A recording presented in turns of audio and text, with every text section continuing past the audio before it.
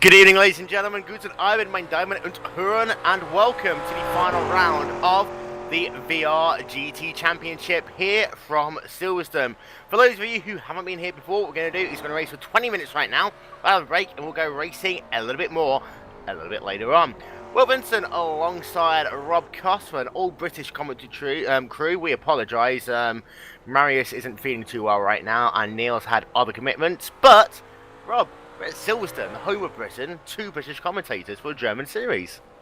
Guten Abend indeed, and welcome to one of the best tracks in all of motorsport, in the lovely Northamptonshire countryside, with not a cloud in the sky. Well, there are clouds in the sky. Temperature right now is 78 degrees, wind 2 degrees, 2 miles per hour even to the north. And for those of you, by the way, who haven't heard of Silverstone before as a place, it's set in Northamptonshire, which we colloquially call the land of the dead, so you're not missing anything out here at all. Meanwhile, qualifying is about to finish. Christian Frank right now is on his last qualifying lap. His fastest time so far is a 1 minute 47.366. He's looking to go a little bit faster. And one of the things we've seen here today, Rob, with this 15-minute qualifying session, as many laps as you want, unlike a number of other different series, these guys, you know, they've just been trying it on and off, to see what they can get. Some of these drivers, though, have only done 1 or 2 timed laps. Yeah, it's a bit of a, well, it's an old school format really, isn't it? Back from the original days of F1, just head out on the track, do like 15 minutes, drive as quick as you can, do a few laps, try different things, different setups, different tweaks. Some drivers might have 3 or 4 setups, you know, and see which one's the quicker one, just to pull the hot lap out. But you know, I don't think it's as fun as Christian Frank loses it in Brooklands. Yep, so he won't do his final qualifying lap. In fact, he was on a better lap than what he'd been on previously for Frank, so disappointing there for him. Of course, qualifying has changed so much over the years. There was a point when you literally have, 2 days to qualify, Friday and Saturday. Those days are gone. Many people miss the old 12-lap qualifying style setup, which kind of what you get here today is you get about 7 or 8 laps to try and make a run. We've still got Florian Kirchhofer and Daniel Schipowicz on the racetrack right now. Michael Montelhol also on the racetrack. He's working himself right now down into, he's off the racetrack, that's not going to work for him, so he's down into club, his lap will be invalidated, he is done. Daniel Schipowicz, however, his fastest time was set last time by a 1 minute 47.396. He's coming down onto pit road, so he will not improve his time. Kirchhofer is off the racetrack, and the 62 car, the liquid molly car, also not going to do a timed lap. We're going to go Barrett, see what happens to him. In fact, he's not going to complete his lap. Bingo, the flag is out, and it's out. It's out. Qualifying's over. It's game over. Let's go for the quick then. Marcus Jurek lining up in the first position. Sven Glatzel in second. Philip Hildebrand in third. Christian Frank in fourth. Daniel Schipowicz in the fifth position. Ronnie Fantini in sixth. Hans Taylor in seventh. Ringo Berets in eighth. Florian Kirchhofer in ninth. And Sebastian Luce running out your top 10. Martin Konke 11th. Silas Greiner in 12th. Mikkel Mortehol in 13th. Gabriel Fuchsner in 14th. Andres Zayan in 15th position. And the rest of the qualifying times will be coming up on your screen momentarily. Rob, who's going to win? Philip Hildebrand. Why do you say that? It's a cool name. Sounds like an IndyCar driver, but not quite. That's my only reasoning. That's my method. Ronnie Fantini's quick, though. Fantini is good. Marcus Jurek is good. Van Glatzel's good. In fact, those top 4 are pretty... Martin Kroenke. What's he doing? What's he doing down in 11th? Starting in 11th. I mean... Just rubbish. But the thing is with Kroenke, he's not always been the best qualifier. One of the better races, however, we saw how he's had issues so far a little bit in this series.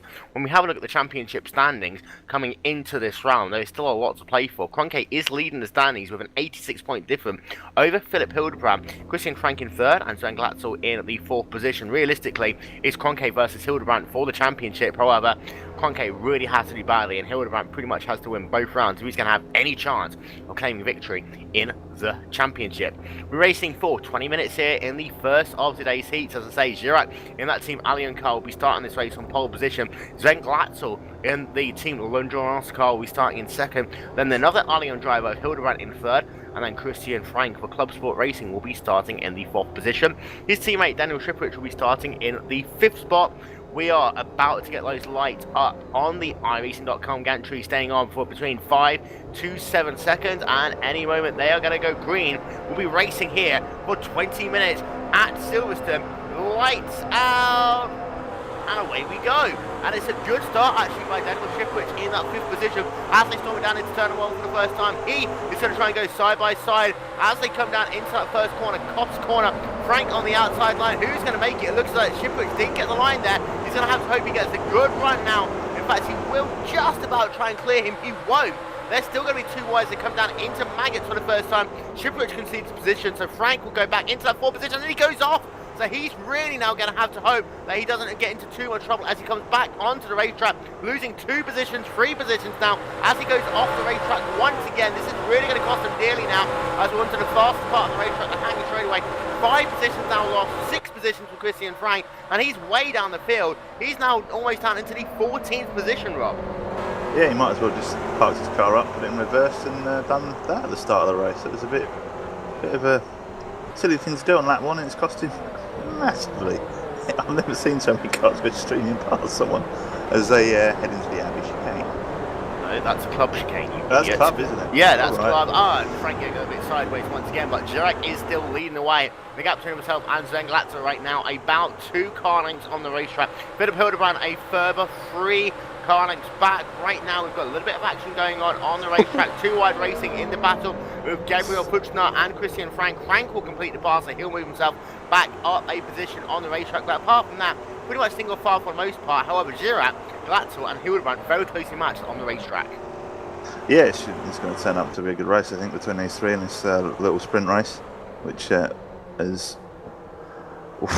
hits all kinds of sideways as Girac takes an interesting line, and that's all closed in on him there. So yeah, should be in the draft now. And that was down into Luffield Corner. The first part of this racetrack is oh so fast. And Sven Glatzel lining up, seeing if he's going to try and make a move down into the inside. In turn 1, he will go. A little bit of contact there, but Glatzel will force his way through. He'll get past Marcus Girac in the battle for the race lead. He's not quite clear, however, of Sven Glatzel just yet. They're going to be 2 wide as they come down into Maggot. And Girac still on the inside line. This is so close. Girac, like a little bit of contact once again. Sven Glatzel pushed it a bit wide. This will allow Philip Hildebrand to come into the charge. But Glatzel falls back into the 2nd position, and that was some very close racing there. Yeah, close, aggressive, door banging. Seems familiar with these cars recently. Yeah, and I tell you what, Glatzel's fallen back about 3 car lengths right now, under a little bit of pressure from Philip Hildebrand as they come down into Stowe Corner once again. Of course, this is where Michael Schumacher broke his leg in 1999, driving for Ferrari, and Hildebrand's going to come past him. Job done. Oof. No, he won't. No. He's just pushing people out. You are not coming through. Thou shalt not pass. Apparently.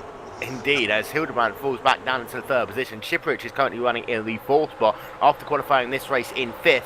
And Ronnie Fantini is currently running in 5th, and Ringo Burritz running in the 6th position. Hans Taylor is moved up into the 7th position. Martin Gronke is now up into the 8th spot. And Florian Kirchhoff has lost a couple of spots, so he's down now into the 9th position on the racetrack. Yeah, an interesting opening. Kroenke doing well to pick up a couple of spots from a poor qualifying. We'll have to keep an eye on him. As you said, he's our current points leader, so he'll be looking to gain as many positions as possible. Oof, there's a move just behind him as Silas Grina just got a little too close to Sebastian Loss. So 2 laps are going to be complete at the line.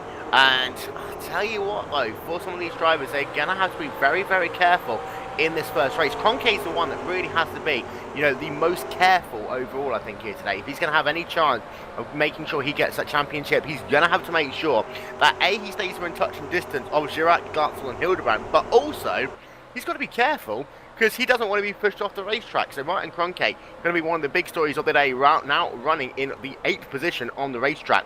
Turning back to your battle for the race lead, however, and it looks as though he's started to build up a bit of gap now between Girac and Glatzel, and also Glatzel and Hildebrand. Yeah, it seems to just pull out full sort of 6-7 car lengths as when Glatzel and Hildebrand had their little bump and grind session. So yeah, we'll see if he pulls clear. I've got a funny feeling these guys are closing back in though, but the other 2 cars behind, which is Daniel Shippwich and Ronnie Fantini, are closing in. And also Christian Frank's moved himself back up into the 12th position. He's been able to make a pass on Michael Morgenthau. And also, very close right now, you've got a nice interesting battle between Sebastian Loss and also Silas Greener as they battle for 10th and 11th positions on the racetrack. Christian Frank will be with them before too long. Last time by, Frank did a 149.643, and that was working through some traffic. Gleiner only a couple of attempts faster, and they're running very similar lap times right now. Your race lead, however, Marcus Jurek last time a 148.923. That was almost a full second faster than Sven Glatzel did. You're right though, because Glatzel's closing back, as is Philip Hildebrand. And also, you have to say, Daniel Shiprich right now, one of the fastest guys on the racetrack. Last time by, he did a 148.494. Let's see what the lap times are as they come past the start-finish line once again. From Marcus Jurek, as he'll come past the Santander start-finish line, it's going to be a 148.279 for him, a 148.0 for Sven Glatzel, a 148.1 for Philip Hildebrand, and a 149.0 there for Daniel Shiprich. And Shiprich lost out there on the final sector of that last lap. Yeah, he did. Yeah, he did. He dropped back, and it looks like Christian Frank's had a bit of an issue because he did make some places up, and now he's dropped back. So he's obviously had an excursion or suffered from a lack of talent somewhere. It was down at Brooklands. He got that car a little bit sideways on that run down into Luffield, which has won him back down into the 16th position. So a difficult day right now for Christian Frank. And we'll keep an eye out on him actually, because in the championship he's not been doing too badly either. And when you have a look overall, Christian Frank, a good running for him so far. But that battle for the race lead is going to change and evolve over the course of this race. Of course, Philip Hildebrand right now, he doesn't have to win both races. However, if he can win, that will really help his championship standings. Yeah. Is he going to look to, like, just picking up points, and then do you think just optimising race 2 instead? I'm not quite sure. For Hildebrand, it's an 80-point gap, but he's going to have to get back up over the course of the 2 races here today. Don't forget, Christian Frank was battling for 3rd position in the championship. With a 16th place finish, he's really going to struggle right now. But Hildebrand is now right on the tail of Sven Glatzel. We'll try and go on board. As Glatzel gets a little bit sideways, Hildebrand gets a little bit sideways as they come down into Luffield once again to put their 4th lap in the books. And I tell you what, we're already approaching half distance. We're going to be half distance the next time they come past the stripe. Yeah, it's a crazy fast sprint race. So they reverse the grid, don't they? The top 8. Top 8 drivers. So Kronk is in prime position for race 2 at the moment. Indeed, and right now Kroenke is trying to work on Halland's Thaler in the battle for the 7th position, and they've not got Ringo Berets too far ahead of them either. So a nice three-way battle going on right now for 6th, 7th and 8th positions on the racetrack. Everyone is still scored on the lead lap. All 23 drivers right now are separated by about 24 seconds on the racetrack. In fact, that gap's just gone up to about 27 seconds on the racetrack, but everyone's still running, which at Silverstone is, a better thing than most people give credit for. Yeah, it's a tough track, lots of corners where you can go off quite easily and hit the wall. It's not got the widest runoff of some of the tracks we go to, so easy to make a mistake and clout a barrier here or hit another car, or it's quite tight in the chicanes if someone loses it and is sitting in the middle of the track. So we're going to stay with that battle right now for 6th, 7th and 8th positions on the racetrack. This is between Ringo Berets, Hans Thaler and Martin Kroenke. We've got a spinner. We've got a spinner there on the racetrack. That was down at Club Corner. And that was Sven Glatzel there in the number 10 car. And it looks as though he got himself a little bit of a love. He got sideways and then got a love tap there for Philip Hildebrand. I was saying how Hildebrand didn't need anything going wrong for him in this race. Luckily, he didn't get too badly involved in that incident. But Glatzel, try and get ourselves a replay of that. Down into the club chicane, Glatzel got sideways, then got sideways again, then got tapped around there by Philip Hildebrand. You have to argue that was nothing really that Hildebrand could have done, but Hildebrand lost 2 positions in the process, putting him down now into what I believe is the 5th position on the racetrack. And only 3 spots in front of Martin. So as we go to the replay, and you can see what Wilder was describing, it just gets it all kind of a bit wrong, really, and tangles up Hildebrand in the process. So that promotes Daniel Schwerpich to P2 and Ronnie Fantini to P3.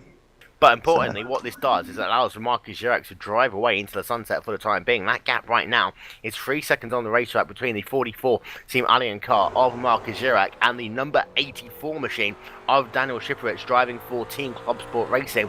Ronnie Fantini, another Team Club Sport driver, running in the 3rd position. Then you have Hildebrand in that Team Allian car running in the 4th spot even. Ringo Barrett in 5th, Hans Saller in 6th, Martin Kroenke in 7th, Florian Kirchhofer in 8th, Sebastian Luz in 9th, and Sven Glatzel, he's now fallen back, and he is running in the 10th position. Going to be interesting to see what the lap times are for Philip Hildebrand this time. Interested to see if he's got any front end damage. He just got it all kinds of sideways coming out of Club Corner. That's Stowe Corner. Stowe. I'm losing myself on my home track as well. I ain't down the road. I need to go and go up in a helicopter and get my bearings. Of course, Silverstone is on the course of the Grand Prix weekend, the busiest airport in the world. But Philip Hildebrand right now, we're going to keep an eye out on his lap times, because if he can get himself past Fantini and Shiprich, this will be very important for him in the championship standings. Remembering the fact that, as Rob alluded to, Martin Kroenke is only 3 spots back on the racetrack and only about 2 seconds back in time right now. As Fantini and Shiprich running very closely on the racetrack. And Martin Kroenke is very close right now to the rear of Hans Taylor. And Taylor's fallen off the rear a little bit of Ringo Barrett. Barrett's right now, actually, is closing up just a tiny bit on Philip Hildebrand in that battle for the 4th and 5th position. Yeah, he is. I don't know if I can't see any damage on Hildebrand's car. I've been checking him out, but he, as I said, he lost it a little bit coming out of Stowe, and he was 4 seconds slower than his previous lap. So, but having said that, he's now catching the guys in front. So. Crazy. Maybe just add a bit of a mad lap. Last time by a 1 minute 48.595 there for Philip Hildebrand. The car's ahead, a 1 minute 48.879 for Ronnie Fantini, 149.086 for Daniel Shiprich. So Hildebrand is closing, and he's going to make sure that he can get past these cars quickly, because Martin Kroenke in at that number 6 car is coming. He's been able to get past one driver. He's now up into the 6th position, and right now he is closing down Ringo Barrett in that battle for the 5th and 6th position. So your 2 championship guys right now, they are battling on the racetrack. Here comes Kroenke. And they are very close in that battle right now for 2nd, 3rd and 4th positions on the racetrack. It does look as though that Fantini has actually got the better of Shiprich for the time being. And then Hildebrand in that 4th position is faster than both of them. We know that you can pass here at Silverstone, Rob, but you've got to pick your time. And Hildebrand right on the rear of Fantini as they come down into the Abbey chicane once again. He's going to have to pick his manoeuvres, but also with a degree of urgency in some ways. Yeah, he needs to plan it a few corners ahead and go, right, this is where I'm going to get the run. And, and Kroenke's got to do the same. He's actually right on Ringo Breetz's gearbox as they go into the complex. So this will be interesting going down into turn 1. And also, Christian Frank's been able to get himself back up into the 13th position on the racetrack, of course. He started today as Breetz goes place. wide, so that's going to allow Kroenke to catch him up. They're not quite close enough, however. Kroenke, as they come down into turn 1, will not be able to take advantage of it. I tell you what, though, Hildebrand is a lot closer right now to the rear of Ronnie Fantini. This is about the 3rd and 4th positions. We'll keep an eye out on Martin Kroenke as well. In fact, we should be able to get ourselves a bit of aerial coverage. This will show these guys. They are very closely separated now. You've got the 3-car pack of Shiprich, Fantini and Hildebrand. Then you've got Ringo Barrett and Martin Kroenke right behind him. Hildebrand is struggling right now. He's not been able to do the lap times he did earlier on in this race. Don't forget, we've only got ourselves about 5 minutes of this race left to go. But Ronnie Fantini, he's going to have to really start defending soon, because, at the same time now, Hildebrand, this is a part of the track that you expect him to be fast. Coming into Stoke Corner, then that run down into Club, he's nowhere. I think he really has got some damage. Yeah, he must have some aero damage in the front that we can't see, but he just can't make that gap. He gets close, and then it's like Fantini just goes, you know what, I'm out of here. I'm not messing around. But he's close again. He maybe try it at Abbey chicane. Oh, get that no, right. Barrett's going sideways, and this Kroenke's now going to run all over him. Oh, and Kroenke going Kroenke sideways on the is onto the grass. They come down into the Abbey chicane. Kroenke was not able to capitalise there, so he stays behind Ringo Barrett for the time being. More importantly, will lose himself about a second as they go around the racetrack once again. Kroenke, he more than Hildebrand, Kroenke needs to stay on the racetrack, because if Hildebrand gets a good finish now, as Kroenke's looking down to the inside, that's a bold manoeuvre as they now come down to Brooklands once again. Kroenke is right on the rear of Barrett. Kroenke just needs to stay on the racetrack right now, and he'll be good for the championship. Hildebrand's the one that needs to be driving aggressively right now, but it looks like those two roles are reversed. Yeah, it looks like Kroenke's got his charge on, and he's close. He's really close this time as they cross the start-finish line. Will he look to the inside? Oh, he's showing him the outside, moves to the inside. Oh, decides better of it. And a run a little bit wide, actually, as they come out of Stoke Corner. But this might actually give him a good run. If he can keep the momentum going through Maggots and into Beckett, he just needs to hope that he can get onto the power earlier than Ringo Barrett as they come out of Chapel Corner. Once again, he's right up behind Barrett. Barrett takes a slightly different line into the complex than Kroenke. This is the part right now where he needs to be fast, and you see he's actually a little bit late onto the brakes there, Kroenke. That doesn't really help him as they come down into Chapel and now onto the hangar straightaway once again. He's not doing that well. We've only got ourselves about 2.5 laps of this race left to go.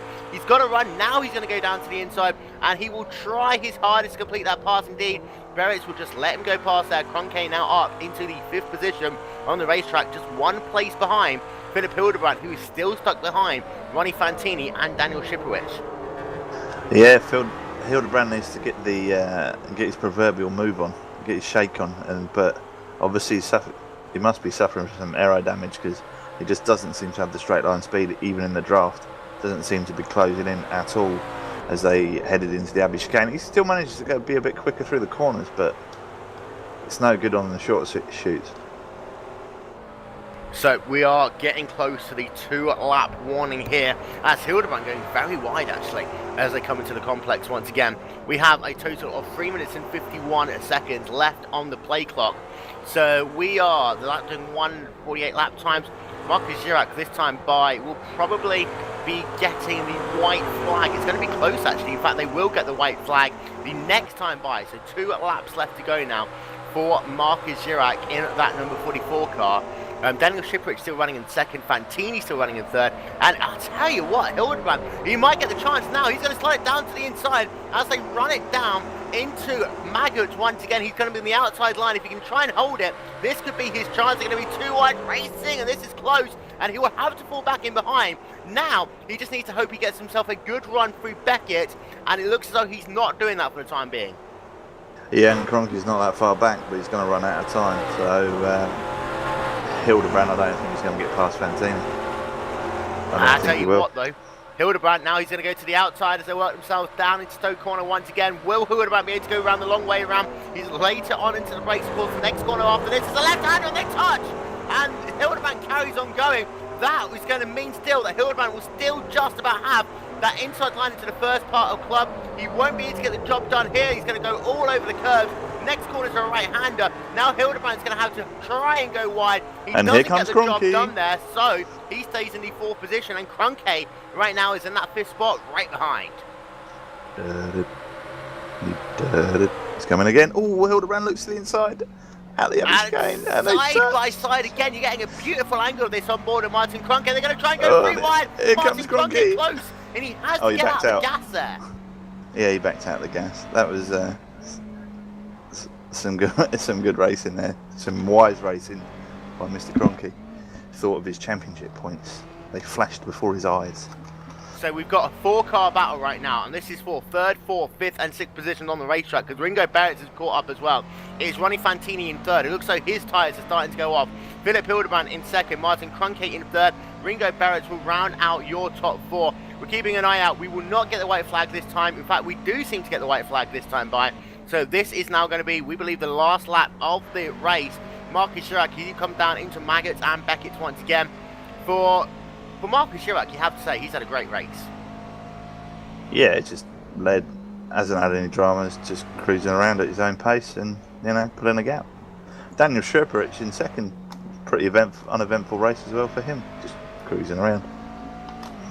So, less than 1 lap to go. We've got trouble as well in the rear of the field. I just saw a car spinning off there. That was down at Cops Corner. I'll get confirmation of who that is very, very quickly. But it was a car just on the exit of the corner there. Oh, Martin Kroenke's lost it. And Kroenke losing it. And this is big for Kroenke. This is very big for Kroenke. We said he had to keep that car on the racetrack. And he hasn't. He got it on got it on the green stuff. He's dropped to 8 P8, but if he can hold that, that gives him pole position in race 2. Indeed, so it might not be all out the window there for Martin Kroenke. Meanwhile, Marcus Jacques, he's coming down to the Abbey chicane for the final time.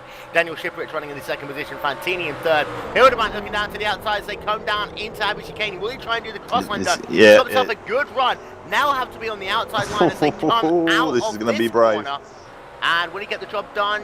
Oh Yes, he will. He'll have the inside line into the next corner. He's going to touch again. Trouble. And the Cosworth car goes off there. Fantini onto the grass. And it looks as though that Hildebrand will just be able to get past him there. You're going to have to argue that there's a little bit of dangerous driving there by Philip Hildebrand. Marcus Jacques, in the meanwhile, he will come out of Luffield into Woodcote for the final time. And he will win the first of today's heats. Daniel Shiprich will come home in the second position. Ronnie Fantini will come home in way back. And saying this though, Martin Kroenke, actually, it looks like he will get himself into the top 8. That is important for him. We'll see where Kroenke will come home at the line, and it's 7th, and also Sven Glatzel in the last corner of the last lap. He has got himself a Stefan A. Schmidt. They're going to be side by side, but Glatzel not going to be able to get the job done. He will only come home in about the 13th position on the racetrack. 17th position on the racetrack even. So your final 10 drivers as they've come past the strike, it is Marcus Jacques winning by 1.1 seconds over Daniel Shiprich. In third place, Philip Hildebrand. Fourth, Ringo Barrett. Fifth, Hans Thaler. Sixth is Florian Kirchhoffer. Seventh is Martin Kroenke. Eighth is Ronnie Fantini. Ninth is Stefan Lobs. And then 10th is Silas Grenier. Bit of a crazy race there. Well, I'm going to defend Philip Hildebrand. I think he was way alongside Mr. Fantini on the inside, quite clearly wheel by wheel, and I think Fantini just turned in, to be fair. So that's going to have a bit of an impact on the championship with Hildebrand coming home in the third position. Kroenke, I mean, he was able to rally and come home in the 7th spot, so that would be interesting there. The rest of the results coming up on your screen momentarily. You're going to have to argue, though, that for Philip Hildebrand, he's going to have to charge in this heat too. It didn't look as though that Team Allion number 46 car, however, was very good trying to work himself through traffic. No, he seemed to really struggle in traffic, but whether he was just thinking about points, he didn't seem to at the end, so we'll see. We'll see in race 2. So that was an interesting race, and as I say, Marcus Jacques led from the pole. He was able to build up a gap. He almost came under pressure for that race lead a tiny bit earlier on in the race. He was able to take that race victory by 1.1 seconds, over Daniel Shiprich. Philip Hildebrand was able in the end to get past Ringo Barrett, wasn't able to get past Daniel Shiprich. He made that move on the final lap of the race, just as they came down into the complex, out of bridge. They were side by side out of the Abbey chicane. Philip Hildebrand had a little bit of contact there. He will, however, come home in the third position. He will have it all to do in heat number 2. Ringo Barrett's in 4th, and Hans Thaler will round out your top 5. Martin Kroenke, of course, in the 7th position. You're going to have to keep an eye out on him. He will start 2nd in heat number 2. We're going to step aside for a moment. We'll be right back.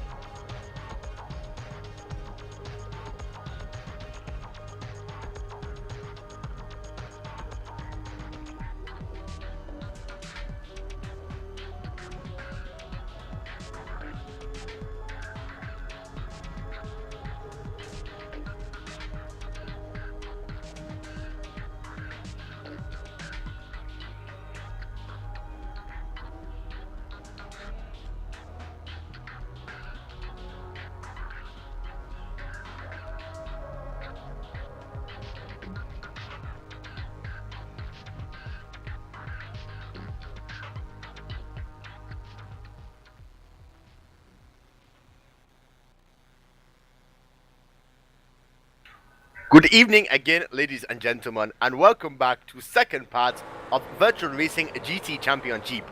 My name is George Atudekwengo. I am commentating this race with Daniel Blake and Rob Cass. Now, Rob, the first of today's races was very interesting. We have already second race. This one is 40 minutes long. Yeah, 40 minutes, 40 minutes long. It's going to be brilliant. What have you done with Will, George? Yeah, have you kidnapped him for ransom? I'm going to hand it over to Dan Blake and Rob Cass now for heat number 2. Guys, enjoy it. Indeed we will. We've just completely lost the plot. Because Yoni used to be Yoda, unbeknownst to our viewers.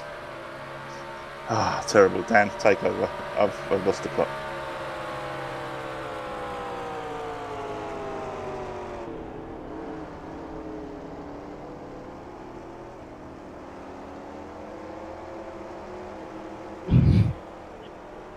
Right. Okay, so race 1 was brilliant. We had Martin Cronkite finishing in 7th spot, so he's going to be on the front row of the grid for race 2.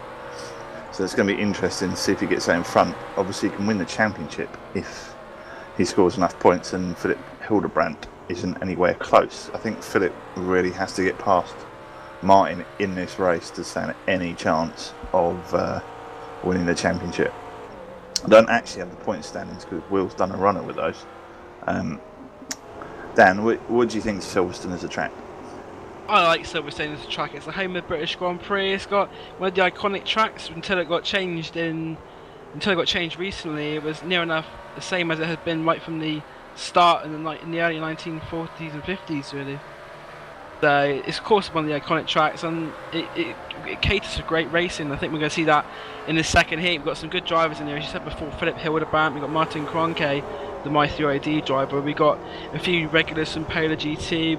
We've got Marcus Durack, and we've got who won Heat 1, and he drove away from everyone, which was quite a decent drive actually. It was well planned, and he just cruised away from people. So he'll be looking to maybe repeat that, but he's going to be starting in the P8 spot, I believe. So 8th place for Marcus Durack. And so we've got Martin Cronkite as well. He's looking like he could get the championship. He's got to finish, as we said, in front of Philip Hildebrandt, and the battle between Cronkite and Hildebrandt is probably going to be the main focus of attention for this broadcast in the second heat, because that's the main battle for the championship. But obviously there'll be other things going on as well, but that's something we've got to keep an eye on throughout the race. And I think it's going to be another good race for the McLarens. The McLaren car and the Silverstone track do provide good racing, and I think the McLaren in general is a very good car for racing, and it's utilising a lot of iRacing series. Yeah, they seem to be built like tanks, basically. You can get away with a lot. We saw some bumping and grinding in the first race. Sure, we'll see a little bit more in this race. Ronnie Fantini was looking decent in race 1. Christian Frank will be looking for a better race 2. He had a pretty much a disastrous race in heat number 1, going off early and then dropping back and spinning and just checking out the Northamptonshire scenery and Will's Burger Van that's located at Stowe this evening. So if anyone wants hot dogs and stuff, go see Will. He's down at Stowe Corner. That's it. We'll see a standing start for this race, so that could be also something to look forward to. We've got Cop's Corner, which is the first right-hander. Now we're looking at the grid. On pole position is number 32, Asilis Grenier. Alongside him on the front row is Sebastian Loos. In third place is Ronnie Fantini. On the second row, he'll be joined by championship leader Martin Cronkite. The third race is Florian Kirschkoffer and Hans Tyler. Row 4 is Ringo Breitz and Philip Hildebrandt, the main challenger to Martin Cronkite. Row 5 is Daniel Schuperich and Marcus Durack. In the 11th position is Christian Frank. 12th is Michael Morgenthau. 13th is Gabriel Fussner. 14th Christian Ulrich. 15th is Andreas Zayn. 16th Stefan Schmidt. And 17th is Sven Glatzel. 18th Arnold Kohler.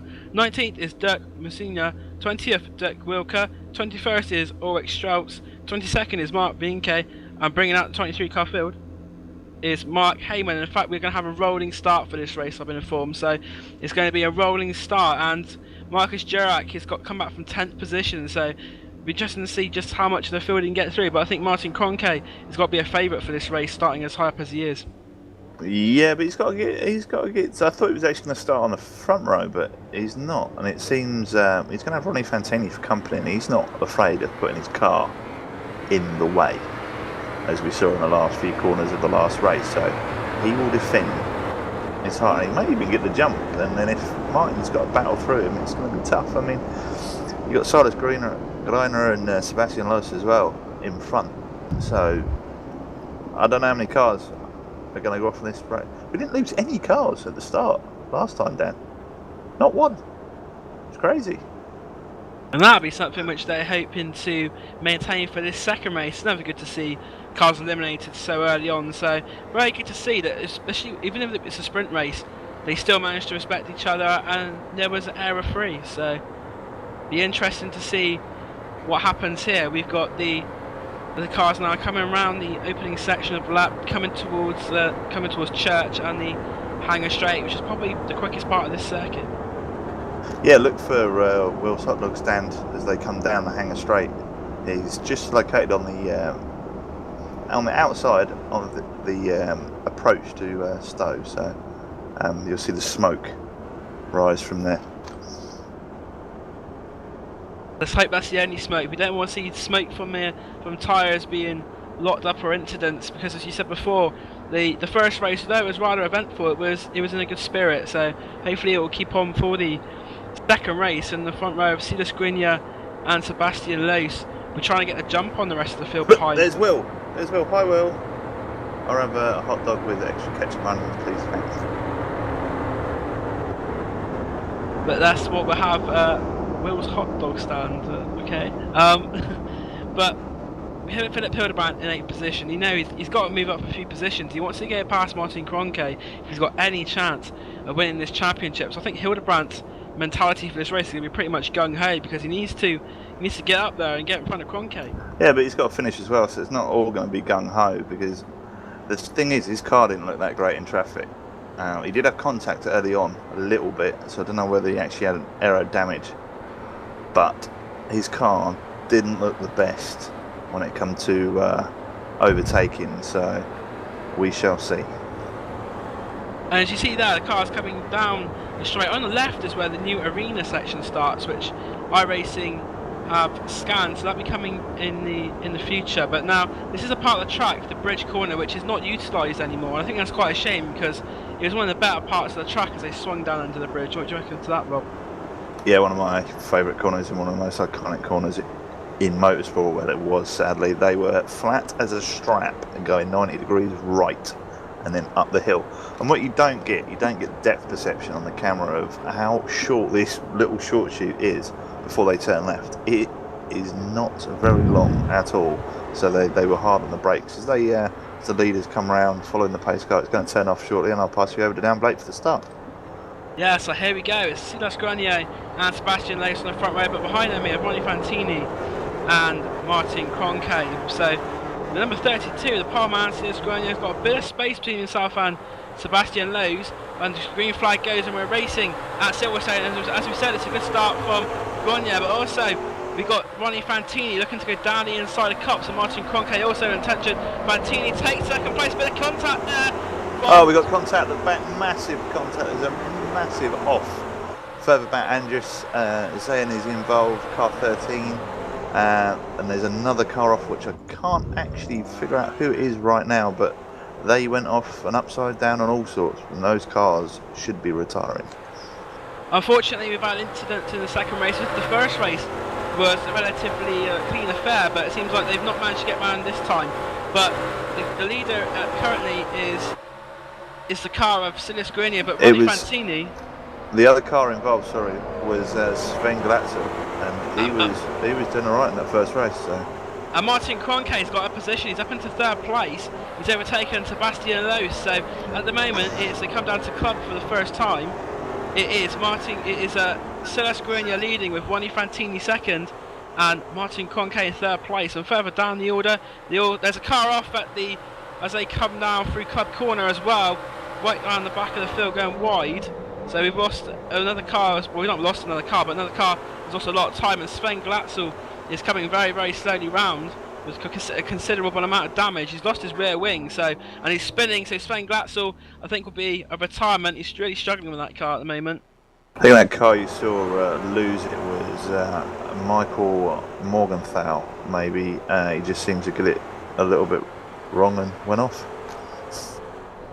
So the car's coming round to complete the first lap, and Silverstone did have a bit of space, but it's been closed up very quickly by the car behind him, Ronnie Fantini. And Martin Cronke is looking menacing behind Fantini. He's going to go down the inside of him at Copse Corner. Fantini decides to move over ever so slightly, but side by side through Copse Corner, and as they come through the Maggots and Beckett section. Maggots, Beckett's and Chapel, mate. That's as they go side by side through. And Martin Cronke makes the move and round the outside with Sebastian Lohr trying to make the move. That's Hildebrand behind them. On Fantini, and Philip Hildebrand involved as well. And he's going to look for a move. Fantini was boxed in. coming He's out. boxed in. Would he go 3 wide? They might even go 3 wide here. But Sebastian Lohr is on the inside. Philip Hildebrand's almost pushing the car there of Ronnie Fantini. Bump draft. And as they come down into Stowe Corner, they managed to keep position. Fantini's in 3rd place, but Philip Hildebrand, across the grass, and the car behind him also goes dirt tracking. They're quite expensive lawnmowers, you got to say. Philip Hildebrand is still in that 5th position. Yeah, through the Vale. We hear Philip Hildebrand likes some agricultural activities, and he was looking for the keys for his combine harvester that you lost earlier on. So as they we're coming through now near enough to the complex. It's Silas Grenier who leads by Greiner. And Martin Cronke though is right on the back bumper of that McLaren, and Martin Cronke, he's leading the championship, and he wants to win it, of course, and what better way to seal a championship than with victory? And that's what he's going to try and do as he comes round the outside. It's going to be a long way round, but I think he's probably going to try and set himself up for a move at Copse like we saw in the previous lap, and he's got a lot of drive coming out of the corner. His car looks fast. It does look very fast indeed, and he's right behind the car of Silas, and I think Cronke in fact is going to try and get around the outside. Good defending there from Silas. He's taken the inside line, which means Cronke's going to have to go around the long way. Yeah, he's going to look for the run. No, he's going to get the run. He's going to make him brake late, and then he'll brake early and get the run up towards Beckett's complex, which he's doing, and he's closing. He's right down, so he just needs to carry this momentum. But the car behind, Ronnie Fantini, was electric through that first part of that section and closed up massively. And he's right on the gearbox of Cronke there, so this could be entertaining going down towards Stowe. Yeah, the first 3 cars, it's not separated by much at all, and Cronke is going to have to probably go around the outside because the car is Silas Greener as he's defending the inside line, but we know Cronke is a driver of a lot of class, and here he goes around the outside. But remember, as they come down the Vale, he'll have the inside line. He's got the inside line now. He'll have the inside line for Club Corner, and he should make it stick down the inside. There's no real attempt to stop the move, and Martin Cronke does take the lead, but Ronnie Fantini is also in attendance and will be hoping to make a way past pretty quickly as well. He does not want Martin Cronke to get away, so if Cronke gets away, it's bad news. Even though we're only about 5 minutes into this race, you don't want someone of Martin Cronke's stature getting away from the field. Hildebrand needs to clear these cars now if he wants any chance of winning the championship. He needs to start making a move. Cronke is out front and he'll be gone. Once Cronke's in the lead, he checks out. He's like a machine at the steering wheel of this car. So Philip Hildebrand, if you want to win this championship, Sunshine, you need to get your skates on. And there's another move here for second place. Talk about Ronnie Fantini wanting to go past, and he's going to try and do it round the outside, but he's got a bit loose. And also another driver worth mentioning is Marcus Durack. He's starting in 10th position, but he finds himself up to 5th already. So in his opening couple of laps, Marcus Durack is a man on the move, and he's now going to try and make him. There's going to be 2 possible moves here, and Philip Hildebrand, Marcus Durack, in fact, is right over the back of Sebastian Lohr, but it's gone a bit wide. And Philip Hildebrand is going to go alongside as he come outside Copse Corner towards the complex again. Yeah, Marcus Durack had a great race in Heat 1, and he just cruised away from everyone. So he's got the pace for sure. It's whether he can clear these cars. He's always looking all over the place. He had to slow down there though, because the car in front got out of throttle. So that's going to lose some momentum. And momentum is key through that section because it leads out onto the long straight. You said about Martin Kroenke checking out. He He's is already got gone. about a 2-second lead. And he's not been in that lead very long, but behind him, Marcus Durack is going to try and make a move on Sebastian Loos. He's on the outside though, as they come through Stowe Corner, which means he won't have the advantage. But could Philip Hildebrand maybe try and make a move? He's going to look down the inside, but he goes back in, and in front of them, there is a car off, and that is the second place car. Silas Grenier, he's lost 2 places. That's Ronnie Fantini. Grainer. So that's Ronnie Fantini has gone past him, and also Sebastian Lowe. So as we said before, Marcus Durack, Philip Hildebrand, they're all coming through. So a very costly mistake there. There was some late breakers competition going on back there, and it looks like, I don't know if Ronnie Fantini's got the outright speed to catch Kroenke, but there is one person that might have, and that is that green car of Marcus Durack, wrong car, sorry. One sec. Yeah, am I going mad? Have I lost the plot? Probably. Philip Hildebrand has gone in front of, Hildebrand's coming down to the pit lane, so drama here. Philip Hildebrand. Durack's car. No, it's not. That is Hildebrand. Car, Hildebrand, the man who had to beat Martin Kroenke to have a chance of winning the championship, is down the pit lane. Now, do they have to make a mandatory pit stop in this race, or is Hildebrand coming? That's the man. It's a mandatory pit stop for Philip Hildebrand, so this could be an inspired move for Hildebrand. He's trying to get out of the traffic nice and early, and this could do him a favour because the rest of the cars were fighting fiercely, and it also eliminates his chances of being involved in an incident because they're fighting, as I said, very fiercely. It's crazy, and while that's happening, Kroenke is just checking out. It's absolutely crazy. As Christian Frank seems to have a run going down the hanger straight towards Stowe Corner. He's looking to make the move, seems to just cruise up the inside and says thank you very much. And the other driver's coming back. He's lost the place now. Didn't get the corner speed, obviously lost too much on corner entry and didn't carry it. He's always There's under a threat. move. Daniel, sorry, that was the car there. Daniel Shiprich. Daniel Shiprich is in the thick of the action with Christian Frank. And that's a battle for 6th and 7th position. Yeah, that looks like fun. This race is proving quite good. Now let's see pit stop strategy. See whose strategy is going to work. It says Hildebrand is circulating in P10 on my race screen, but that can't be right. No, he's down in P19 position. So now Kroenke has got a massive gap. So if he pitted now, would that bring him back out in traffic or not? That's the trick, to come back out not in traffic, so you can lap as quick as possible. So let's see if anyone else heads towards pit road to cover Hildebrand's move, and it doesn't look like anyone is pitting. No, they're not. Martin Kroenke came straight past the pit lane. He's extending his lead, and Hildebrand's got 4 seconds of clear air, so the time in clear air could be the difference between Hildebrand being in that pack and being in 2nd place, because obviously he's going to be quicker, you would think, in the clear air, but Ronnie Fantini is starting to pull away a bit from the cars behind of Sebastian Loos, and we got Marcus Durack as well in the 4th position. He's starting in 10th position up to 4th, but he's struggling now to go through the field, I think, a little bit.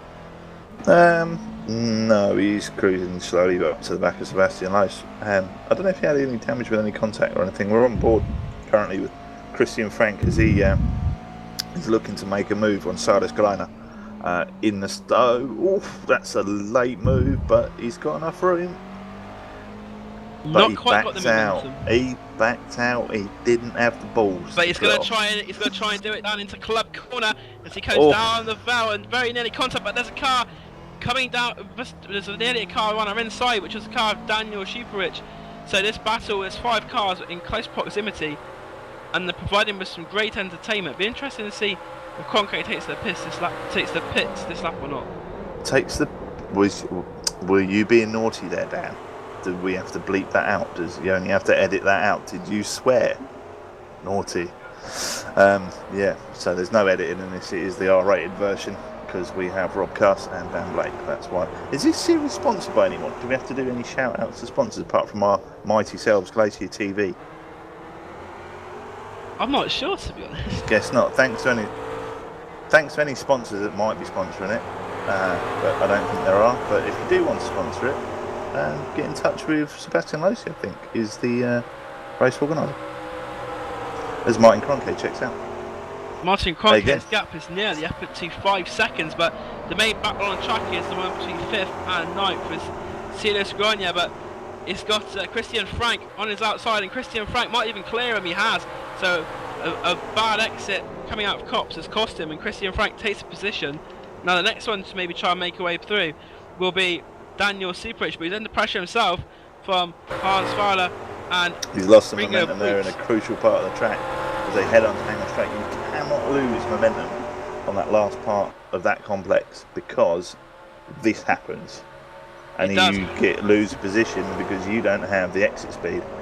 He's lucky because he defended it really well, but if that had been on the inside, he couldn't have done anything. There's nothing.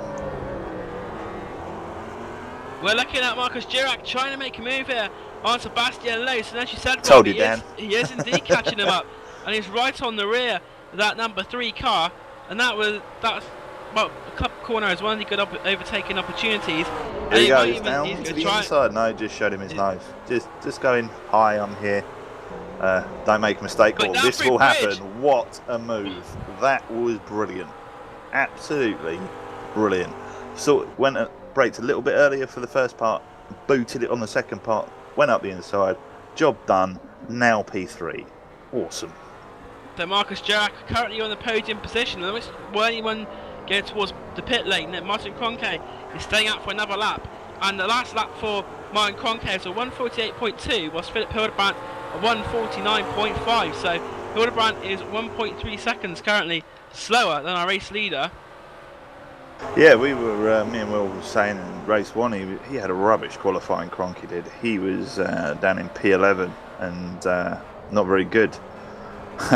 And We're looking at the battle for sorry to interrupt. Battle for 7th place is really hotting up there, because Silas Grania has got Hans Stahler and Ringo Breitz right behind him, and we could see a move here down the hanger straight into Stowe Corner.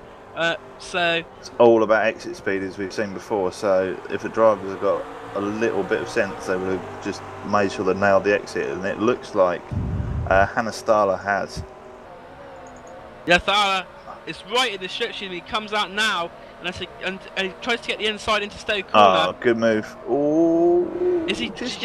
I thought for a second there he was going to drift out back into the car, but he hasn't. But you've got to remember he's losing out here because he's on the outside. So the number 32 of Silas has got the line. Oh, he turned in anyway. Turned in anyway, really, but didn't really look. He's got position. Coming through club has got the momentum and takes 7th position. So Hannah Stahler up to 7th, and Ringo Brights have got a bit loose at the back end. We saw swinging out of that number 74 car, and in He fact got the all 74's kinds got of passed as sideways, well. and Ringo Brights moves in to P8, I believe. So Silas Galano has lost 2 spots. Hans Thaler and Ringo Brights have gained from another driver's errors, and we're coming up to how long's it been going? But I don't have any timing going. We've got about 15 minutes of the race, and Philip Hildebrandt is on the move. He's up to 14th Feels place. like forever. It's just been action everywhere. It's great. He's just overtaken the 62 of Morgan Mordathor, and his next target is not too far. In fact, I think we've had a pit stop for Christian Ulrich as well, because Christian Ulrich has dropped way back. He was in 13th position, and now he's just coming out of Club Corner, so I think we've had a pit stop for Christian Ulrich. So Philip Hildebrandt move up another position on his drive through from his pit stop. Yep, but remember, a lot of other cars have yet to pit, and there is a mandatory pit stop. I think Cronky is just having it, and he's just going to go full chat to get a big gap and then pit. But 4 cars come into the pit, so have a quick rundown of our retirements. We've lost Sven Glatzel and Andreas Zayn on the first lap, and we've also lost the number 54 of Mark Heyman, and also we've lost the number 45 of Gabriel First. And the 4 cars that are pitted are Philip Hildebrandt, Florian Kirchhofer, Christian Ulrich and Dirk Wilker. So out of the cars that have pitted, Philip Hildebrandt is indeed the highest, and he's only about 2.5 seconds behind Stefan Schmidt in 12th position. Yeah, I can't wait for the rest of the pit stops, because we'll really see how this battle unfolds, because it's a bit of a false thing, because Hildebrandt pitted early and he's already back up to P13. Yeah, but Hildebrand So, pitted when he was in 5th position, and there was a group of cars fighting. So, it'd be interesting to so see be just where what he he's... circulates back in, yeah. Well, once all the pit stops have gone round, when all the stops have been done, it'd be interesting to see where he is actually at, where he is. But it's going to be a hard push to beat Kroenke, because Kroenke's flying, to be fair. Sebastian Loos is hanging on to the back of Marcus Jurek pretty well as well. We thought he might pull away a bit, but Loos has got him in the sight still, and Jurek has not been able to really make an impression on Ronnie Fantini in 2nd place, so for the moment it looks like Marcus Jurek is a bit stumped, but when I said that before, he closed right onto the back of Sebastian Loos, so he'll be hoping to prove the commentator wrong again. Yeah, you get proved wrong quite a lot, don't you, Dan? It's quite amusing, really. Whenever you listen to Dan commentator, don't listen to him, essentially. I'm joking, Dan. Maybe he's just calling his... Maybe he's just calling his tyres down. We know the McLarens overheat their tyres a lot, especially around this circuit, which is all high-speed corners. So your car will suffer from overheating, and then it becomes an understeering monster. And we have a 5th driver to come down the pit lane. That's the car of Stefan Schmidt, number 28, who's taking his pit stop. He's just leaving now, so he's come out. It's interesting to see where he comes out. There's another car just coming down the straight now, which he's going to come out in front of, and the car just came down. He's got out in front of the car, which was on the straight as he comes through Copse Corner, and the car that he was... Who is the car? Well, they're not racing lawnmowers, Christian Dan, Ulrich. so of course it's going to be a car. It's Christian Ulrich, so he's down into the 17th position. Is Stefan Schmidt following that pit stop? Yeah, but it's the guys up front that are going to be interesting, because Hildebrand is P12 right now. So that's another, he is working hard. He's trying to make this advantage work. The only trouble is, his tyres are going to be older and probably warmer than all the other cars that got stopped yet. So whether he's actually going to benefit from pitting early is key, because Kroenke, Fantini, Jurek, all on fresh tyres, are pretty quick. It sounds like Philip Hildebrand has not had a very good time in traffic. He's lost a bit of time, so that decision for him to come into the pits may actually come back and hurt him, because he's lost a lot of time. He's 38 seconds behind our race leader Martin Kroenke, and the battle he was racing with before, he's about 25 seconds behind. That's the cars of Jurek, Loos and Fantini. These are the cars he was battling before his pit stop. So Philip Hildebrand, we will be interesting, but I think we could find that what we thought at the time was a good decision has actually probably not been such a good one, because Philip Hildebrand may have been caught in a lot of traffic as he's coming through the field. Yeah, it seems so, which is a bit of a shame, but we don't know, because obviously the other cars can come out in traffic as well and have the same problem, so it's all much of a muchness in it. We won't actually get the true story until it all plays out towards the end of the race. Another driver who's on a bit of a move at the moment is Christian Frank. He's slowly but surely catching on to the rear of Sebastian Loos' car, so that'll be a battle for 4th position. And Christian Frank, we saw earlier, making a couple of moves, and looks like he's got quite a bit of pace at the moment on him. Oh, he was quick in. He just had a disastrous Heat 1, really, so he's looking to make amends in Heat 2, and he's looking very racy. As he's just closing up, he's just chilling, just driving his lines, and he probably in his own mind he's thinking, right, I'm quicker than the guy in front, I'll just stick to what I'm doing, I'm gaining every lap, time to go to work. Nearly halfway through this race, and Martin Kroenke leads by nearly 10 seconds. The first 3 are going to come around for another lap, so they're not coming into the pits. No more is Sebastian Loos or Christian Frank, so our top 5, in fact our top 6, have elected to start for a long first stint, and not many cars in fact that come down the pit road. Probably about 5 or 6 out of the 23 who started this race have been down pit lane, so it looks like as they're coming through the halfway point that probably most of the cars are going to try and split it half and half with their strategy. Yeah, it seems so. Some are going to go long first stint, short last stint. So yeah, the top guys, apart from Hildebrand, who chose to make that move early, seem to be on that long first stint, short second stint strategy. And Kroenke is a machine up front. 10 seconds nearly his lead now. 10, and he's only halfway through the race. It's crazy. He's tuned in. He's dialed into this fantastic track in the countryside of Northamptonshire. So he's dialed in. He's at one with his surroundings. And Christian Frank had a little look at Sebastian Lowe, the battle for fourth position going into club corner, but no luck there. So Christian Frank is going to try and make a move on Sebastian Lowe in the very near future to take fourth position. And the interest, as you said before, you said he's had a very poor first race, and he's coming through the field and showing his pace now. Yeah, exactly. As I said, he's looking to make amends, and he's got the bit between his teeth right now, and he is close. He's letting him know he's there. That is for sure. As he's looking for an opportunity. Maybe he's just sitting there. He'll sit there for a few laps, and as Lowe's got a real wiggle on coming out of that corner, and this could help Christian Frank close even closer. The commentators were improved wrong again, because Marcus Durack, after me saying he might struggle, was actually right behind Ronnie Fantini now, so no. Never count Durack out. He is awesomely quick in these cars. Did I say he might be cooling his tyres down? Maybe he's done it just enough to have a shot, and he's wonder if he get a good run out of here and down the hangar straight into Stowe. Seems to be his favourite place. He got a little bit sideways, but he's in the toe. Target engaged. Will he get close enough? We've got two battles in the top five. We've got the battle for second between Ronnie Fantini and Marcus Durack. Oh, it looks to the inside. Durack looks to go down the inside, but didn't quite make it stick. But Sebastian Lowe and Christian Frank, there was no move made. Frank not quite far enough, but the main intention as they come down the Vale was this battle for second place. Ronnie Fantini defending well for Marcus Durack, our race one winner, but Durack is going to try. Here he goes. He's got the drive. He's got a bit of momentum there. Shuts the door.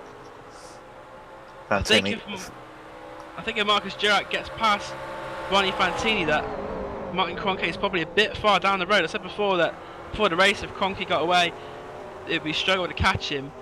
But he's got a 10-second gap. We've had that. He's monstrously quick when he's out front. It's crazy.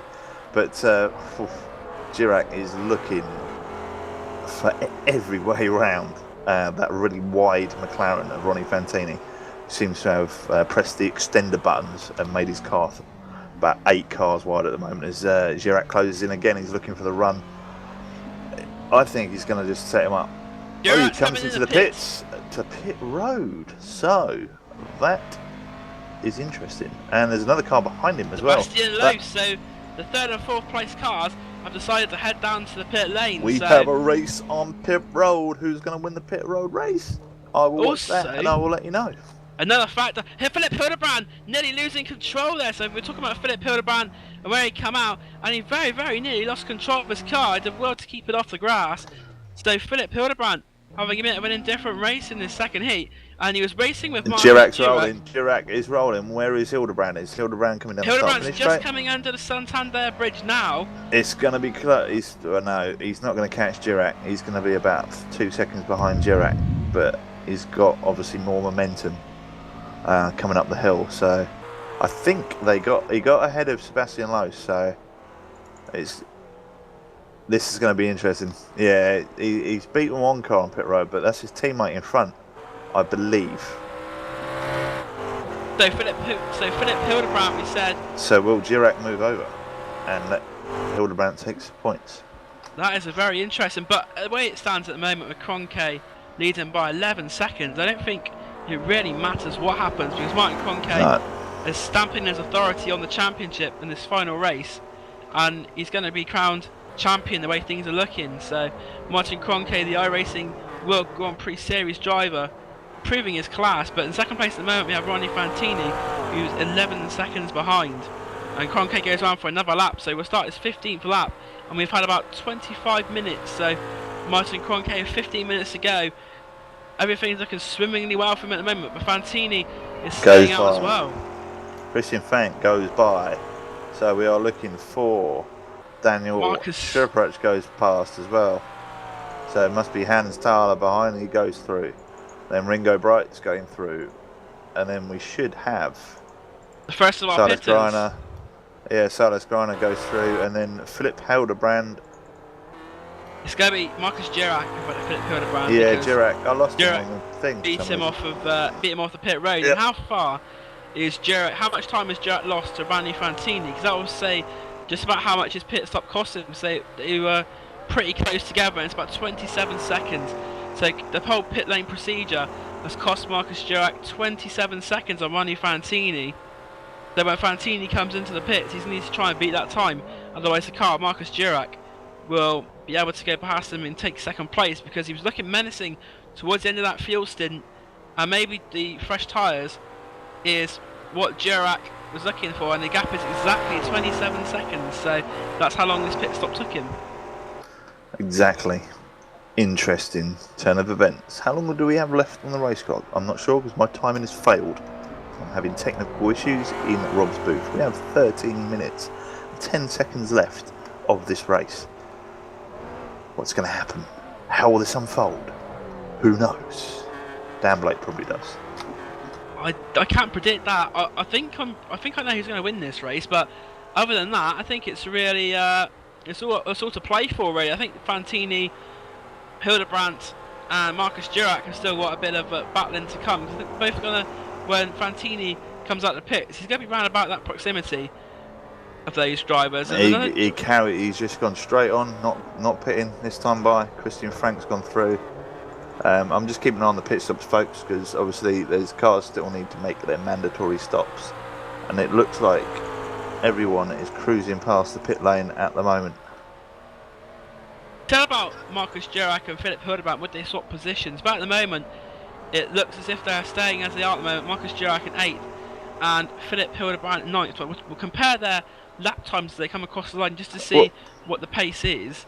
If Cronky pits now, right, he will still, by our calculations, by the amazing calculations of Yoni Backman, who is on cameras, thank you very much for making this broadcast amazing, we'll still have a 10-second lead over Jurek. And Jurek at the moment, though, is the fastest driver on track. He's lapping faster. Second fastest driver on track. He's the second fastest driver, my apologies, at 148.1. And Philip Hildebrandt is not actually that much slower, 148.2, so he's a tenth slower. And these two drivers trying to make a run on Ronnie Fantini, whose last lap was a 149.5. So Fantini is losing time, so you might want to come into the pits to cover off these two teammates who are going rather quickly at the moment. Yeah, they seem to have a bit of clear track as well, which is, Jurek uses pit strategy wisely, I think. It's all about coming out the pits in clear air and going from there. Let's just check in with the leaders, see if they come to pit road this time. Cronky is going on by, so he's not pitting. Ronnie Fantini will be the next car through in about 5-6 seconds. If anyone pits, I think it will be Ronnie Fantini, because if anyone else is watching the race on his behalf from his team, they'll see that Jurek and Hildebrandt are catching very quickly, and as I say that, he is coming down the pits. The pit road, so onto the pit limiter and into his pit box. I'll keep an eye on pit road. Christian Frank is staying out, so he's moving up to second place, but our main focus of attention, of course, is a pit stop for Ronnie Fantini, who before came into pits in second position, and the car to look out for is Marcus Jurek and his teammate Philip Hildebrandt, because those are the two cars who Fantini was racing with, and Fantini's just stopped now, and I think Marcus Jurek is easily going to get himself past the car of Ronnie Fantini, and as Fantini goes quickly, Jurek is passed, Hildebrandt is passed, so Philip Hildebrandt's been up in another position from his pit stop, and Fantini is going to come out there in front of the car Sebastian Lowe's, but he's lost another couple of positions there, so when it filters out, I think we'll find Ronnie Fantini in 4th position.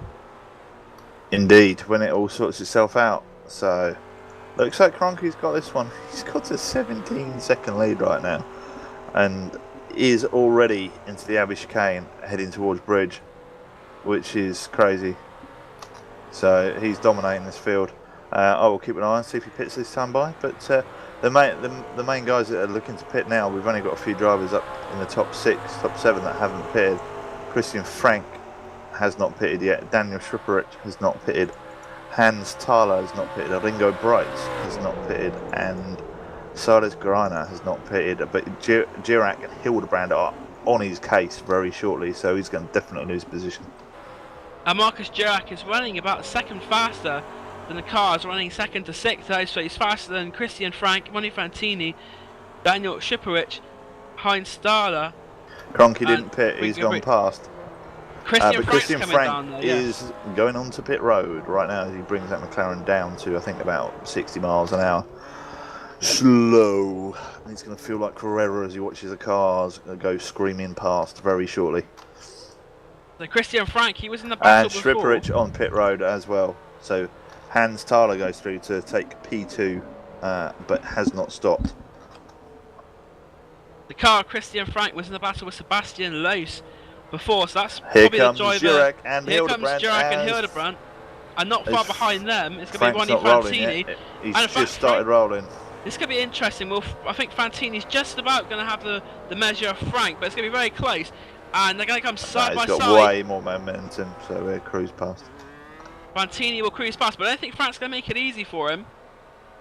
In fact, he does Didn't make really it have a rather choice. easy. Didn't really have a choice in the matter, really, no. But so that's another position gain. And Christian Frank's not really come out too badly from his cycle of pit stops, in my opinion.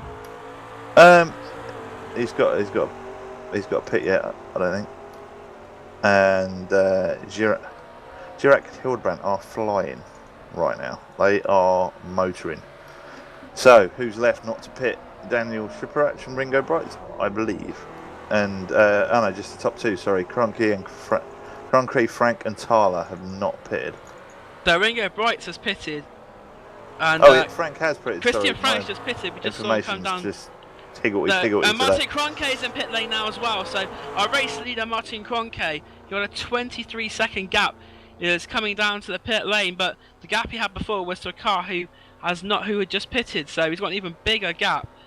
Will be interesting to see if Christian Frank's Kroenke just coming into bridge now, so Kroenke should maintain P1. Marcus Jurek is the fastest car who has pitted, and he's just coming down towards Luffield and Woodcote. And Martin Kroenke still in it. I think Kroenke's will probably be about 7-8 seconds. Thaler's in as well as Christian Frank's lost it and hit another car just before the last corner. Oh, he's hit. Christian Frank hit the car 30 something. Sebastian! Oh, he's just... And following on for that, Christian Frank has had a collision with Sebastian Loos. They're both synchronised spinning to bring them back round. They both carry on. But that is very unfortunate for those two drivers. And Sebastian Loos, none of them are going to pit. They're both going to carry on. But it seems like Christian Frank has been in the thick of the action in the last 30 seconds or so. Crazy action. Yeah, he lost it and then hit another car and then lost it again and hit another car. Built like tanks, those McLarens, they'd be fine. I think, who are the cars? And Ronnie Fantini, I think he's the other car involved. He seems to be driving a bit more. Is he driving a bit slower? Yeah, he's got issues. Ronnie Fantini was the other car involved, so it's a shame. It's a big shame. So he looks like he's going to be a sitting duck for Daniel Schripperic. That's unfortunate, really, because they saw the cars having a good battle in the top 5. But that's what happens in racing sometimes. And Ronnie Fantini, I think he probably will make his way to pit road if he's struggling. And the car of Daniel Schripperic is visibly catching him quite quickly. So unfortunate for Ronnie Fantini at the moment. He does driving a bit slower than normal, but it's with about 10 minutes to go. Martin Kroenke, in fact it's less than 10 minutes to go, Martin Kroenke has a massive lead over the car of Marcus Jurek. We said before it'll probably be about, I reckon it is probably about 7 or 8 seconds as Kroenke comes across now to start lap number 20, and it really has been a dominant drive for Martin Kroenke so far. Yeah, machine-like drive. Jurek's flying though. Jurek's the man on a mission. He wants to prove to the world that he can catch the man in front, and he's not doing a bad job. He's lapping so quickly right now in that car. It's handling so well for him. He can just put the hammer down, and we'll see if he can close it down.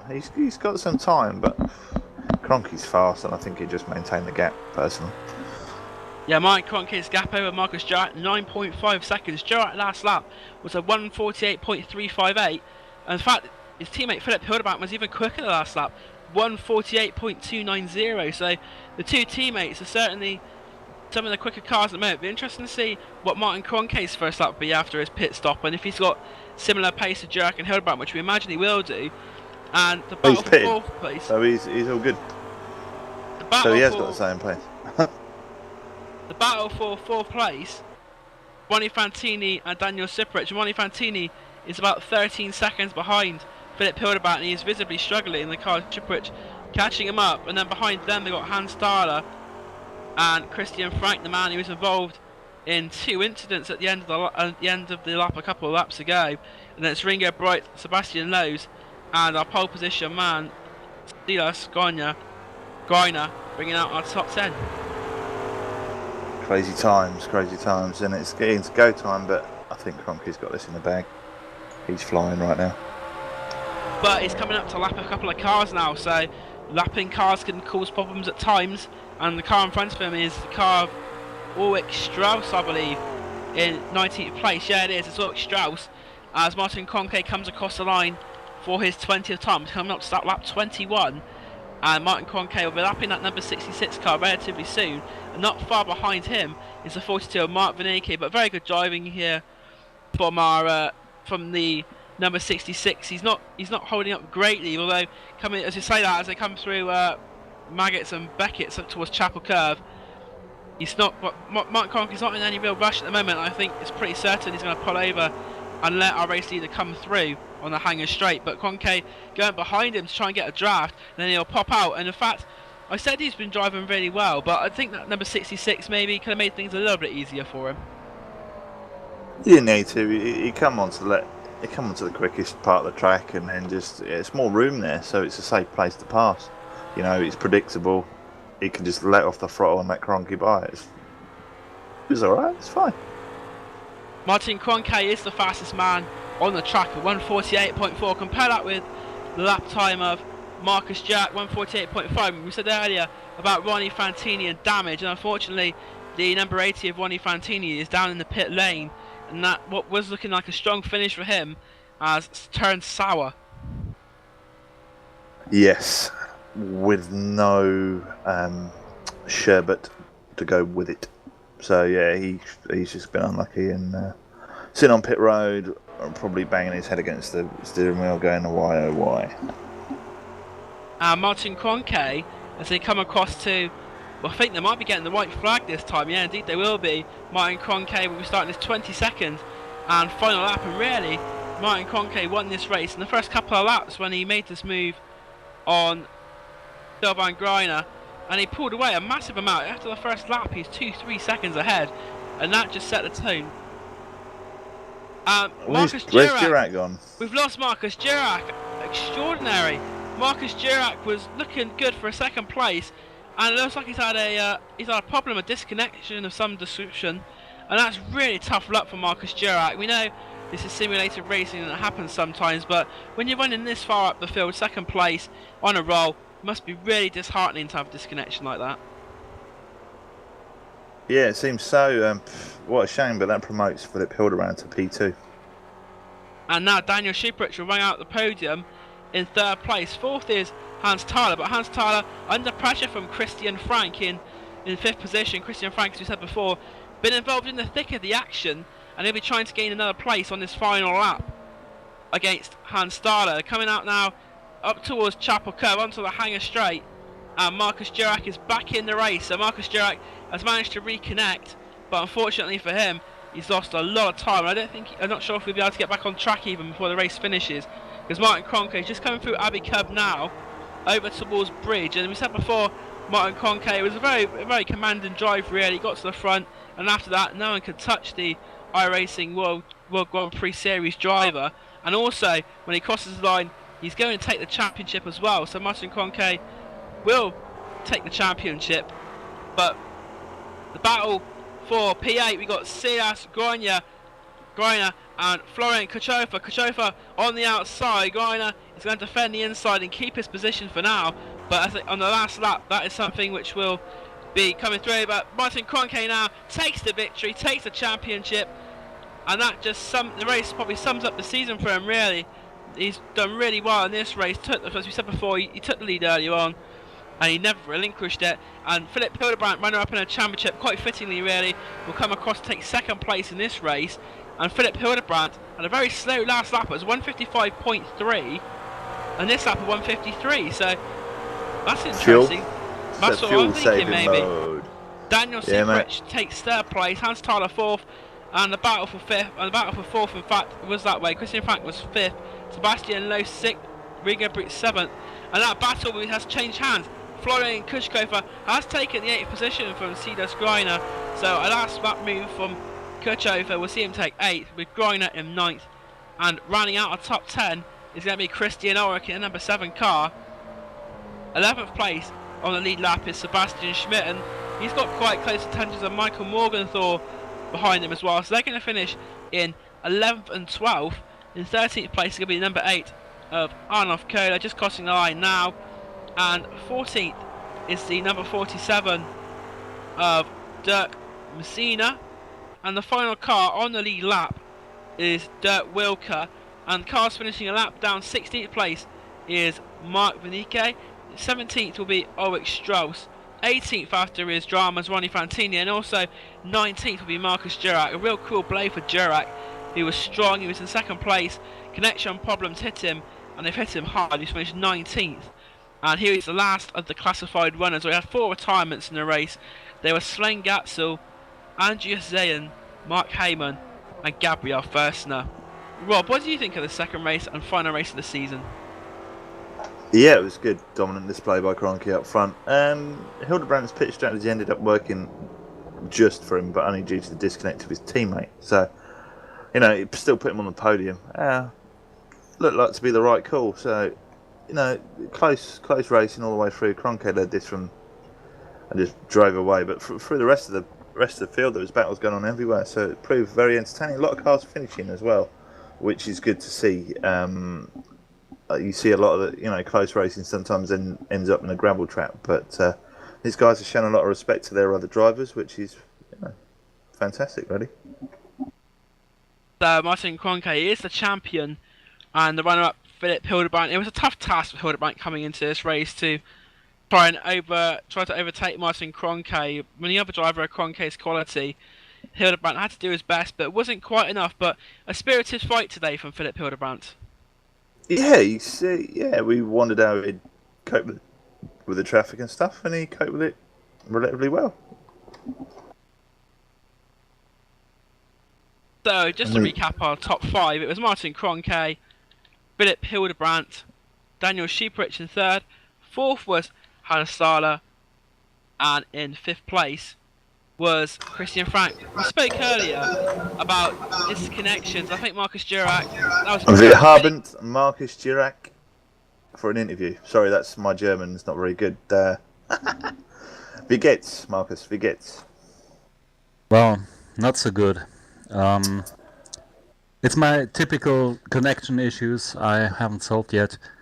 I have no idea where they come from. I use Power LAN or DLAN, I don't know how you call it in England, and this causes me some trouble, it seems.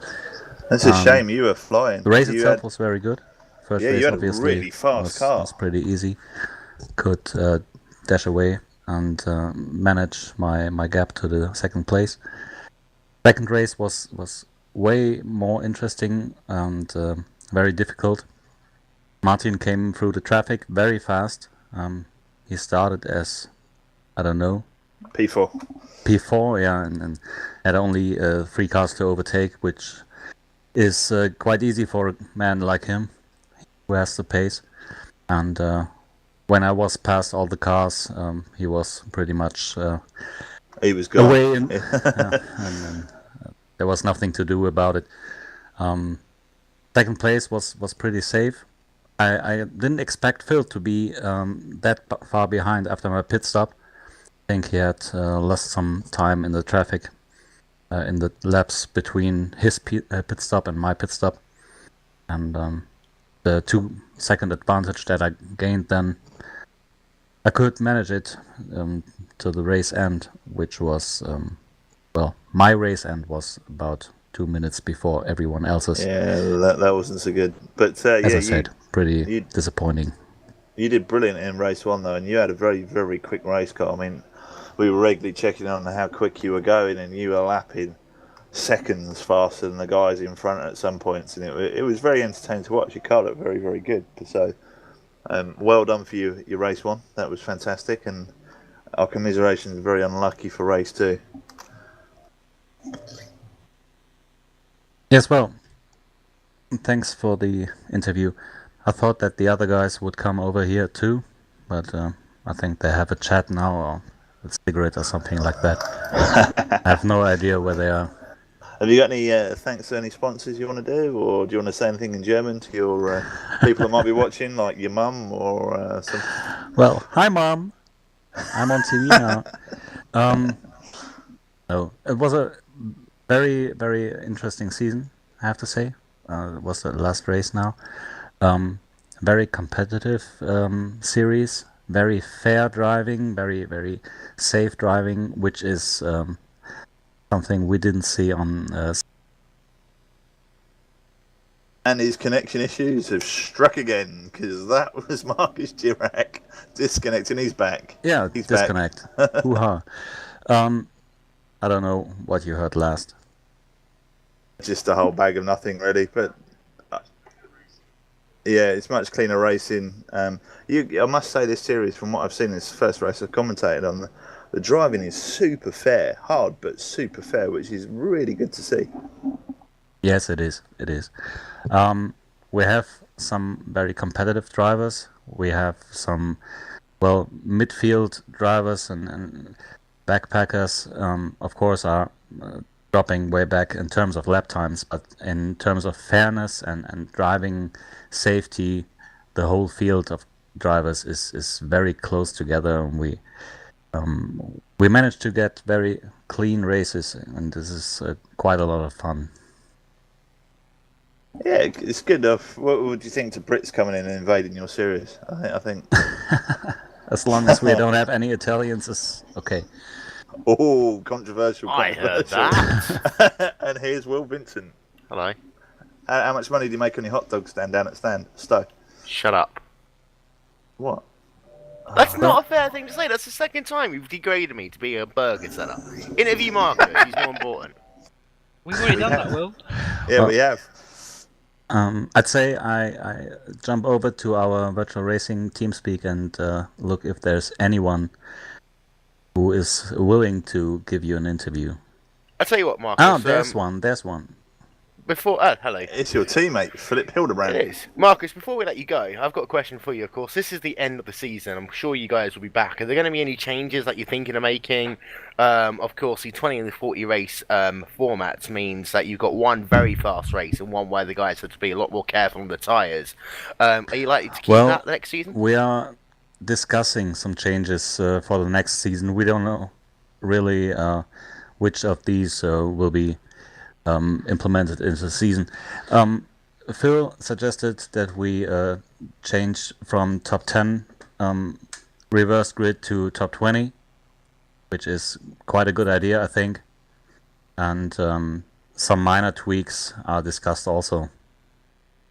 Seems to be following another particularly decent format for TV as well. So, reversing the grids is always entertaining. But I mean, you could make it really entertaining and reverse the whole grid. Yeah. The difference is that as I said earlier, our grid is not that close together in terms of lap time competitiveness. There are drivers that are dropping way back in terms of lap times, and if you only switch the top 10, then the top drivers, top 3, top 4 drivers, blast through in 5 or 6 laps and are at the top again. And we think it could be better to switch to top 20 reverse grid so that it lasts till the end of the race and there's more tension in the grid. Yeah, but it's cool. I'm gonna let you go, and many thanks for the interview. And I'm gonna pass it over to Dan Blake, who's standing by with Philip Hildebrand. Philip, so close but so far. The second in the championship. You happy with that for your season in virtual racing GT? Yeah, of course. I mean, it's always tough to race against drivers like Martin, and so you have to be really on the edge and train a lot to be competitive against those drivers. And so second place is maybe the best I could do in this season. But we had some nice races. I had some wins too, and pole positions and stuff. And so the overall outcome is pretty good. The second race saw you make a pit stop early. What was the thinking behind that? Oh, usually in the last race it just showed up that early pit stop is superior to late pit stop because you couldn't really contribute from a light car because you're stuck in traffic at the front, and so I decided to pit early. The problem was I pitted a bit too early, exactly one lap too early, so I had low fuel at the end, and so yeah, I mean it wouldn't work my way anyway because I did stuck in traffic too. Also, when I pitted first in front of all the others, so didn't make any difference. I came out of the pits right behind Marcus, 2 seconds behind him, and then I tried to chase him down. Didn't work out quite well, and then I saw that my fuel was too low, and then unfortunately he has a disconnect. So, well, Yes, we saw you slowing down on the last couple of laps. Just how marginal were you on fuel? I crossed the line with 0.3, so pretty close. What's been your highlight of this season? Excuse me? What's been your highlight of this season? Highlight. Yeah, I don't know. Maybe Phillip Island, the win in the second race there, and the first race was good too. I was low on fuel there too, and lost first place and got home third, but had the car to beat there and won the second race there because Marcus was low on fuel. And that was quite funny race there, and a good team result at the end. But we had so many. I mean, today there was a close fight in the first race. I don't know if you guys saw it with Ronnie Fontini in the last laps, and we were battling pretty tough. Unfortunately, he wrecked there at the end. Then, but there are so many good drivers in the series here, and you can really go and have close fights with them, despite few other leagues where you better back up. And so it's always a pleasure. Introduce prize money to your league and see what happens. Yeah, maybe that's the case. I don't know. It's I don't know if prize money is all the problem over there in other leagues, but you always have hotheads, and I don't know how to calm them down, and I don't know if it's good to have chlorophyll and a gun generally calms them down. Yeah, maybe. I don't know. And I don't think it's because of age or something. Because you have a lot of people there older and they're also still hotheads, and yeah, it's too bad. I mean, you could have a lot of good racing over there, and it's destroyed, mainly in the first 1 or 2 laps. Any other questions will Rob have for Phil Herdebrandt? Yeah, I've got some on my ear. So I worked out that it would probably end up being the €763 and 53 cents cup. But that's just me being, yeah. Actually, Phil, I have got one question for you. Of course, you've raced in a number of McLaren GT3 leagues. Just how difficult has the competition been with this car the last 6 to 9 months that we've had it? Because it seems like a number of drivers have kind of really made this car their own. You had the Corvette drivers and the 4GT drivers, for example, flicking between the two cars. It seems like there's a huge amount of attention for the GT car right now.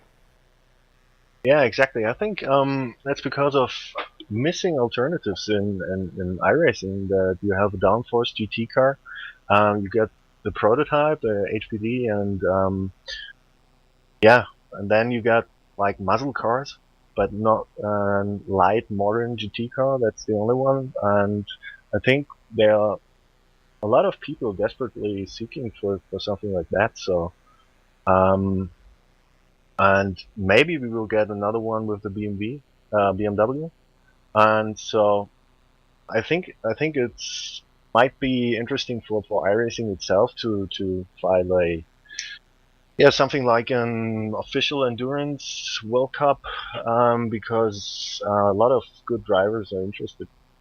And do you think as well, I mean, of course, the idea of driver swaps is still on the horizon. We'll probably get that at some point soon. But that combined with the McLaren, is it going to see a resurgence, do you think, in kind of wider GT racing and iRacing? I don't know.